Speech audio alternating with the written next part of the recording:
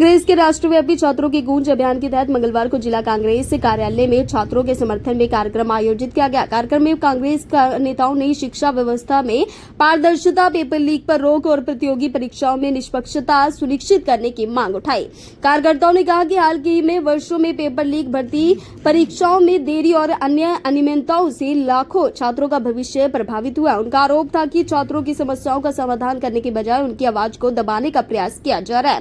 कांग्रेस नेताओं ने केंद्र सरकार से निष्पक्ष परीक्षा प्रणाली लागू करने, पेपर लीक मामलों की निष्पक्ष जांच कराने, छात्रों पर हुई पुलिस कार्रवाई की जांच कराने तथा शिक्षा व्यवस्था में पारदर्शिता बढ़ाने की मांग की। सिंगरौली से ब्रजेश कुमार की खास रिपोर्ट। जो है प्रेस वार्ता रखी गई है, आप सभी लोग यहाँ पे आए हुए हैं, क्या मांगे हैं? छात्रों की कार्यक्रम जो भारतीय राष्ट्रीय कांग्रेस ने चलाया है आदरणीय नेता प्रतिपक्ष राहुल गांधी जी के नेतृत्व में, उसमें हम छात्रों से, देश के युवाओं से, छात्र छात्राओं से बातचीत करने आए हैं।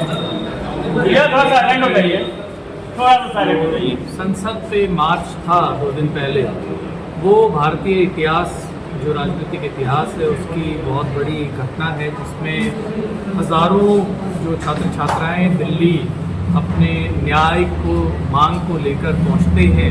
वो पेपर लीक के खिलाफ, और जो इस देश के शिक्षा मंत्री हैं धर्मेंद्र प्रधान, उसके इस्तीफे की मांग को लेकर वहाँ जाते हैं। और उनको उम्मीद थी कि देश का प्रधानमंत्री उनसे बात करे और उनके सवालों का जवाब दे, पर उसके बजाय उसके ऊपर लाठीचार्ज किया गया, बर्बरता से उनके ऊपर व्यवहार किया गया, छात्राओं के कपड़े फाड़े गए। और इसके खिलाफ कल जब नेता प्रतिपक्ष और विपक्ष के नेताओं ने प्रधानमंत्री आवास की तरफ कूच किया, तो ना सिर्फ उनको हिरासत में लिया गया, उनको राहुल गांधी जी को सड़क पर घसीटा गया और जिस तरह का व्यवहार किया गया, हम सब उसकी निंदा करते हैं। और उसके खिलाफ आज शाम में यहाँ सिंगरौली में और देश भर में अलग अलग हिस्सों में कैंडल मार्च और मसाल जुलूस का आयोजन किया जाएगा। यहाँ भी हम लोग शाम में एक कार्यक्रम करेंगे, जिसमें लोकतंत्र को बचाने के लिए और इस घटना के विरोध में कैंडल मार्च निकालेंगे। आज देश भर के लगभग 120 शहरों में ये कार्यक्रम आयोजित किए जा रहे हैं और अलग अलग राज्यों से अलग अलग प्रभारी सब जगह हैं। और छात्र छात्राओं से बातचीत करके इस जो अन्याय के खिलाफ लड़ाई है, इसको और आगे कैसे हम लेकर जा सकते हैं, इसके ऊपर चर्चा। 2000 विदेशी फंडिंग के भी आरोप कर रहे हैं, क्या कुछ कहेंगे इसमें? तो सरकार है वो कुछ भी कह सकती है, पर हम ये जानते हैं कि वो हमारे बच्चे हैं और वो बच्चे कहाँ से आते हैं। इतने लाखों बच्चे देश विरोधी नहीं हो सकते। वो अपने न्याय को लेकर, अपने न्याय की मांग को लेकर, और उनकी मांग क्या है? छोटी सी मांग है, हमारी परीक्षाएं जो है वो पारदर्शी हो, नियमित रूप से हमारा कैलेंडर हो, और जो पेपर लीक की घटनाएं हैं उनको रोका जाए, जो हुई हैं उनकी निष्पक्ष जांच हो, एनटीए को भंग किया जाए और देश के जो शिक्षा मंत्री धर्मेंद्र प्रधान, उनको इस्तीफा देना चाहिए। ये मांग लेकर अगर वो जाते हैं और ये मांग करना देशद्रोह है, तो मैं नहीं समझता हूँ लोकतंत्र में रहते हैं। क्या 2027 पूरे हिंदुस्तान में 128 शहरों में जो राहुल गांधी जी के द्वारा कार्यक्रम चलाया जा रहा है, छात्रों की गूंज, छात्रों को न्याय दिलाने के लिए, उनके हित की लड़ाई लड़ने के लिए, जिस प्रकार से इस भारतीय जनता पार्टी की सरकार में छात्रों के साथ एक बहुत बड़ा धोखा हुआ, नीट परीक्षा के पेपर लीक हुए, जिसकी संपूर्ण जिम्मेदारी इस सरकार की बनती है। और नैतिकता के आधार पर जवाबदारी लेते हुए और मानते हुए धर्मेंद्र प्रधान जी को इस्तीफा देना चाहिए। लेकिन लगातार ये भारतीय जनता पार्टी की सरकार लोकतंत्र को कुचलने का काम कर रही है। आज हमारे बीच में हमारे AICC से राष्ट्रीय ऑब्जर्वर आए हुए हैं छात्रों की गूंज कार्यक्रम को कराने के लिए। हम मोरवा में अभी छात्रों की गूंज कार्यक्रम को कराएंगे। इसके पश्चात शाम को 7 बजे अंबेडकर चौक से कैंडल मार्च का आयोजन जयस्तंभ चौक तक किया जाएगा।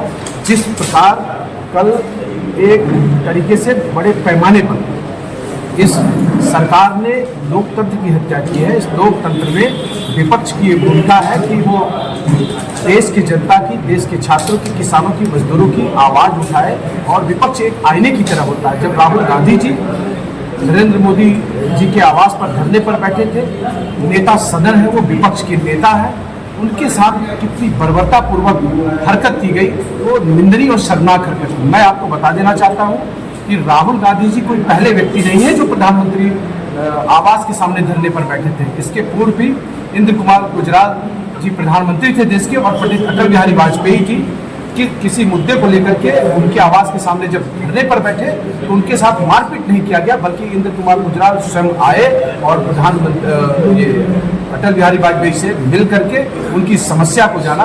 ये थी लोकतंत्र की खूबसूरती। आज कांग्रेस कार्यालय में जो है प्रेस वार्ता का आयोजन किया गया, क्या कुछ कहेंगे इस आयोजन को लेकर के? आज जो प्रेस वार्ता हुई है, आज हमारे सुप्रीम AICC के सदस्य जनरल सेक्रेटरी श्री सीताराम लांबा जी छात्रों की गूंज का हम संवाद रखे हैं। छात्रों से सीधा कन्वर्सेशन होगा, बात होगी इस शिक्षा सिस्टम को लेकर, शिक्षा व्यवस्था को लेकर, जो मोरवा शहर के श्री साई सेल मंगलम महाविद्यालय में रखा गया है, और उसमें छात्र अपनी बातों को रखेंगे, कहेंगे, और ये जो सिस्टम है शिक्षा का, उसको कैसे हम डेवलप कर सकें और कैसे उसमें बदलाव ला सकें। आवाज़ उठाई और उसको भी दबाने की कोशिशें की गई, और इसमें जो बड़ी भूमिका जो NTA की है, तो उसको न सिर्फ सरकार परिचय देती है, उसके खिलाफ कोई कार्रवाई नहीं करती, और लगातार हुई ये परिचय जिनका आयोजित कर रही है। देश में भी बहुत सालों से BJP की सरकार थी, आप लोगों के सामने का और तो इस तरह से बहुत सारे मुद्दे देश में हैं, खासतौर पर युवाओं के, उसके ऊपर हम लगातार काम कर रहे हैं।